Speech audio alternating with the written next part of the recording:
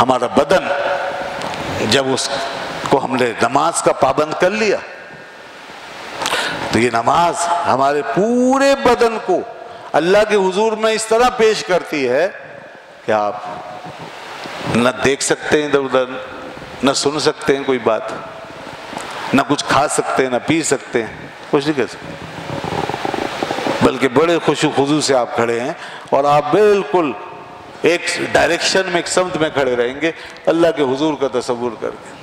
جیسے کہ حدیث میں آیا کہ نمازی یہ وہ نمازی ہے جس کے سامنے اللہ موجود ہے. اللہ نمازی کے سامنے ہے، یعنی اللہ کا تصور. نمازی کی کانسنٹریٹ جو کیا ہوا اس نے، کنسنٹریٹ جو کیا ہوا اس نے، کنسنٹریشن. تو یہ کنسنٹریشن جو ہے یہ ہمارے سامنے ہمارے رب کو لے آتی ہے.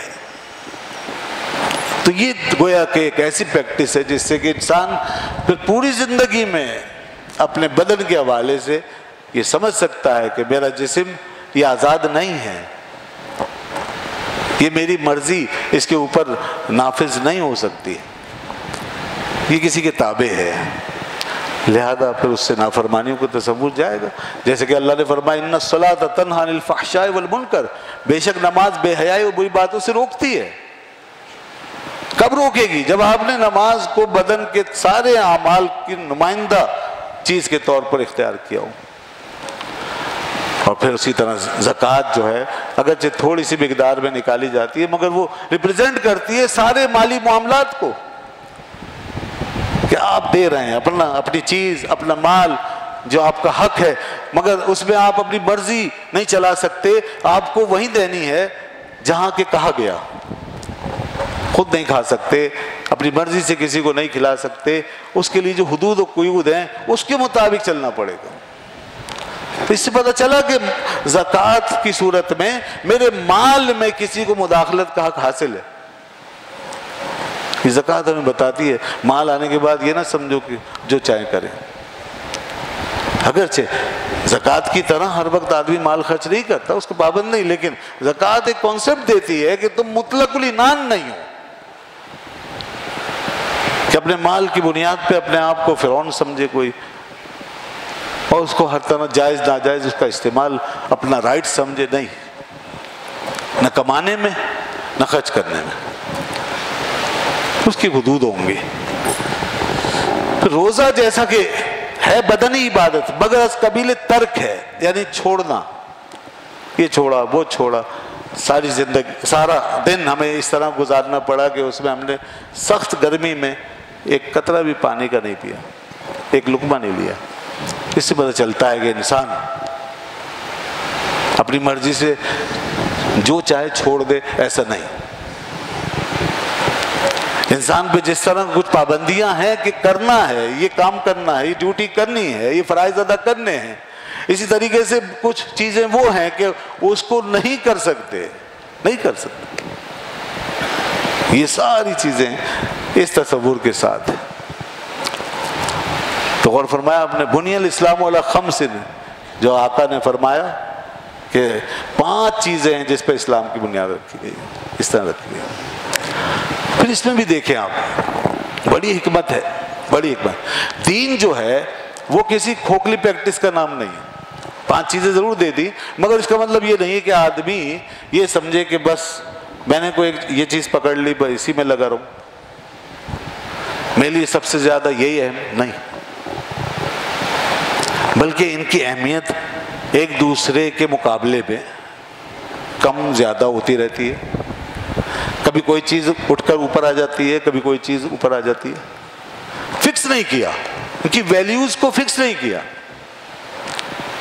کیونکہ انسان کی اصلاح مقصود ہے، تربیت مقصود ہے. تو اس کے لیے پھر ماحول کا بدلنا ضروری ہے. ماحول کی تبدیلی ہوتی رہے گی، لوگوں کے معاملات بدلتے رہیں گے، لوگوں کی بیماریاں بدلتی رہیں گی. اور اللہ کے رسول صلی اللہ علیہ وسلم ایک حکیم اور ایک معالج کے طور پہ تشریف لائے ہیں. اور دین جو ہے یہ انسان کا علاج اور ایک نسخہ ہے.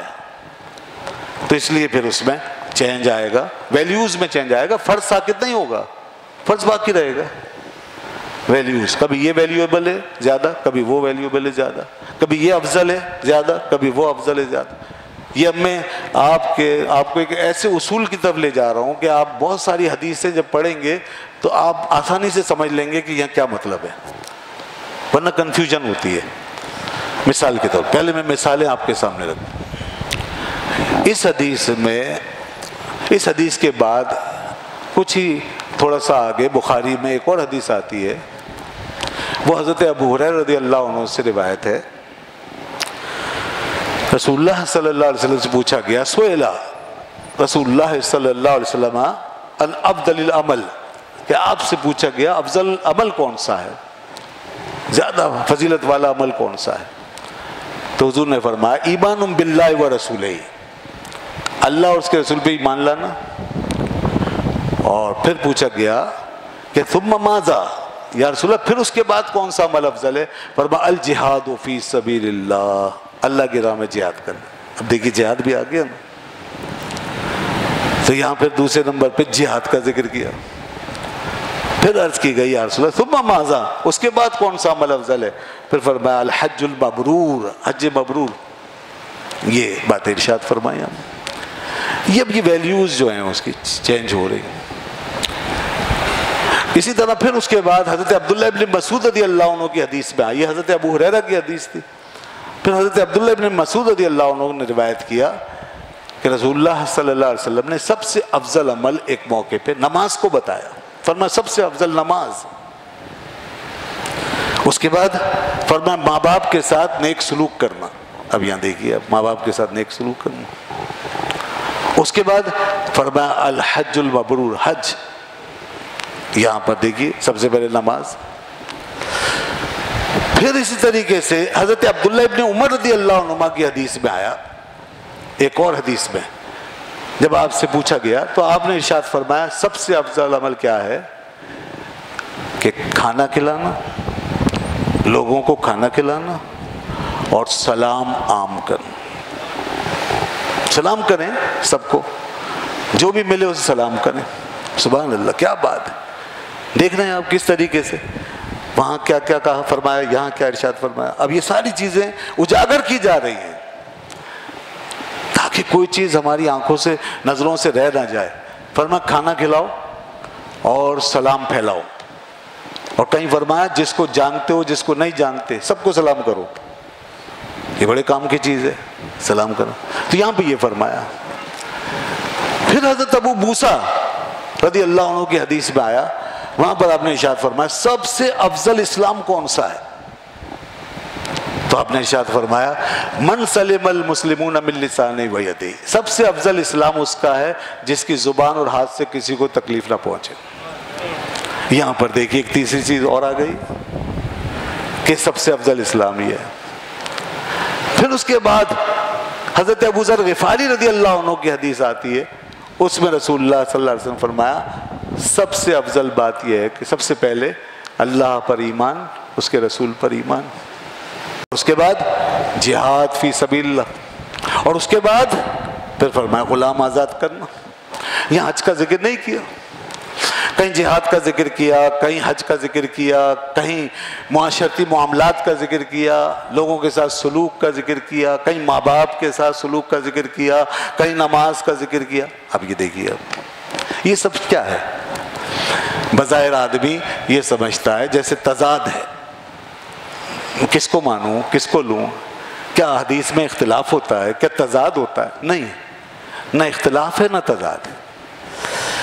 اگر آپ سمجھتے ہیں کہ حکیم علاج کیسے کرتے ہیں، ڈاکٹر علاج کیسے کرتے ہیں، اور آپ نے بغور جائزہ لیا ہو تو آپ خوب سمجھ لیں گے وہاں بیٹھ کر کہ ایک صاحب کو، ایک شخص تھا اس کی بیماری، اس کو یہ چیز لکھ کر دی، دوسرا آیا اس کو دوسری چیز لکھ کر دے دی، تیسرا آیا اس کو تیسری چیز بتائی. دن بھر میں 100 آدمی اگر ایک حکیم یا ڈاکٹر کے پاس جاتے ہیں اس کو 100 طریقے بتاتے ہیں. اب وہ کیا کیا دیکھتا ہے؟ وہ دیکھتا ہے کیفیت، دیکھتا ہے مریض کی حالت، پیشنٹ کی حالت دیکھتا ہے، اس کے اسباب بیماری کے، ماحول، موسم وغیرہ، یہ وہ گرمی سردی وغیرہ یہ دیکھتا ہے، اس کے کھانے پینے کا شیڈیول دیکھتا ہے، یہ کیا لے رہے ہیں، کیا کھا رہے ہیں، عمر دیکھتا ہے. یہ ساری چیزیں ہیں نا. تو جب اللہ کا رسول لوگوں سے مخاطب ہوتے تھے تو اس طرح لوگ مختلف حالات میں حضور کے سامنے آتے تھے، اور خدا کا رسول ان کی روحوں، ان کے کردار، ان کے معاملات پہ پوری نظر رکھتا تھا، کیونکہ ان کا کام ہے، وہ علاج کرنے آئے ہیں، انسان کو انسان بنانے آئے ہیں۔ جس طرح ایک حکیم و ڈاکٹر ہمارے جسم پہ پوری نظر رکھتا ہے اور جسمانی معاملات پہ تاکہ علاج کر سکے، اسی کا ماہر ہوتا ہے ایک ڈاکٹر، اسی طرح خدا کا رسول انسانی مسائل کا سب سے بڑا ماہر ہوتا ہے۔ اللہ تعالیٰ اس کو اور بھی چیزیں عطا فرماتے ہیں، اللہ تعالیٰ اپنے رسول کو بہت ساری چیزیں عطا فرماتا ہے، انسان کے جسم کا بھی احوال معلوم ہوتا ہے، لیکن مقصود جو ہے وہ بتا رہا ہوں میں۔ مقصود کیا ہے؟ روح کی اصلاح ہے، انسانیت کی اصلاح ہے، اخلاق کی اصلاح ہے، کردار کی اصلاح ہے۔ تو اس لیے زیادہ تر اسی اینگل سے بات ہوتی ہے، اور پھر ان کی ترتیب بدلتی رہتی ہے، نسخوں کی ترتیب بدلتی رہتی ہے، اس میں ویلیوز بدلتی رہتی ہیں۔ کسی کو کوئی شخص مثال کے طور پر بخل کا شکار ہے، اس کو بخل کی عادت ہے، تو وہاں پہ اس کو یہ کہہ دیا جاتا ہے کہ تم کھانا کھلاؤ زیادہ زیادہ۔ کوئی شخص آتا ہے اور وہ لوگوں سے کھچا ہوا رہتا ہے، اسے لوگ اچھے نہیں لگتے، سلام دعا اچھی نہیں لگتی، وہ اپنی ذات میں اپنے نفس میں گم ہے، تو اس کو کہہ دیا جاتا ہے تم سلام کیا کرو سب کو۔ یہی علاج ہے نا اس کا۔ اب اس کو اگر کہا جائے کہ نماز پڑھ دو، یہی پڑھتے رہو، نماز فرض ہے، وہ تو اپنی جگہ ہے، اور یہ کہا جائے بس تم یہی پڑھتے رہو یہی بہتر، تو اس کا علاج کیسے ہوگا؟ بخیل کا علاج کیسے ہوگا؟ ایک شخص ہے وہ جہاد سے بھاگتا ہے، جہاد کی ضرورت نہیں سمجھتا، کہا گیا جہاد افضل ہے۔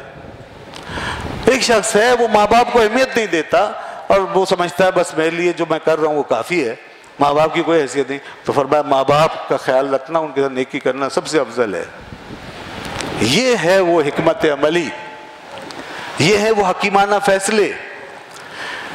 اس سے ہمیں نمبر ایک تو یہ چیز پتہ چلی کہ دین جو ہے وہ ڈائنامک ہے، اسٹیٹک نہیں ہے، دین متحرک عمل کا نام ہے، بہتے دریا کی طرح، کوئی جمود میں آ جانے والی چیز کا نام نہیں ہے، منجمد شے کا نام نہیں ہے، کوئی لگے بندے اصولوں کا نام نہیں ہے کہ بس اس کے ساتھ ہی چلنا ہے۔ اصول ہیں لیکن ایسے لگے بندے اعمال کہ ان کے اندر آدمی بند ہو جائے، جا کے دوسری چیز کو دیکھے ہی نہ، ایسا نہیں۔ یعنی دین کسی اندھیرے میں ٹامک ٹوئیے مارنے کا نام نہیں ہے، دین متحرک ہے، دین روا دوا دریا کی مانند ہے، دین ساری ڈائمینشنز کو اپنے اندر سمیٹ کر چلنے والی چیز کا نام ہے۔ ایک تو یہ پتہ چلتا ہے، اور دوسرا یہ پتہ چلتا ہے ہمیں کہ ہم اپنی زندگیوں میں دین کو اس طرح نہ لیں کہ ہمارے علاج باقی رہ جائیں۔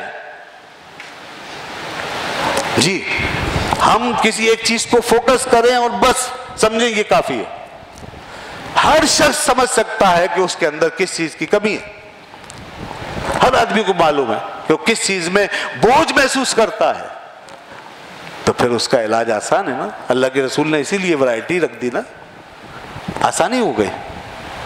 اگر آپ کے اندر بخل کی کیفیت زیادہ ہے اور نہیں دل کرتا، حتیٰ کہ زکوٰۃ بھی بڑی مشکل سے دینی پڑتی ہے، تو پھر لوگوں کو کھانا کھلائیں، لوگوں کو دیں، غریبوں کی مدد کریں، جب اللہ دے تو اس میں تھوڑا سا حصہ غریبوں کے لیے رکھ لیں، یہ علاج ہو جائے گا۔